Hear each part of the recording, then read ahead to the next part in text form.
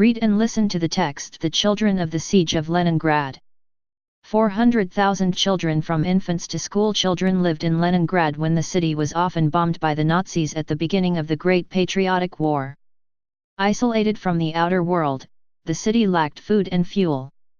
Lake Ladoga was the only city's link with the outside world, ensuring that the precarious deliveries of urgent supplies could be made by water in summer and over ice in winter.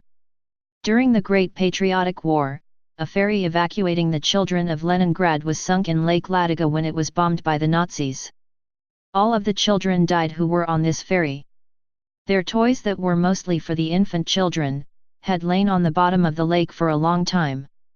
The only wish of each child was to save life hiding in a shelter from bombing, artillery shooting, cold, hunger and exhaustion.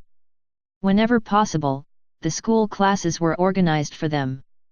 The children who lost their parents and found themselves blocked inside Leningrad were sent to the orphanages. The children, elderly and unemployed people got 125 grams of a scant bread norm that was an equivalent of 3 small slices. However, the children worked in the factories and in the plants. Both the boys and the girls assembled machine guns for the Red Army. In the factories and in the plants, 80% of workers consisted of women and children who produced huge amounts of machinery and ammunition. The children worked with the adult people on a PAR.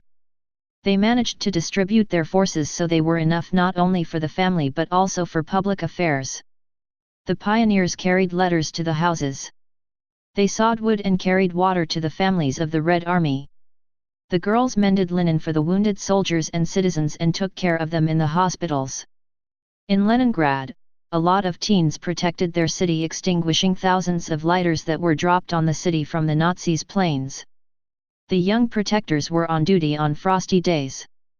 They made ice holes on the Neva River and carried water from the river. The children were standing the long queues to get bread. In Leningrad, the children were taught when the city was not bombed. A lesson lasted only 20 or 25 minutes.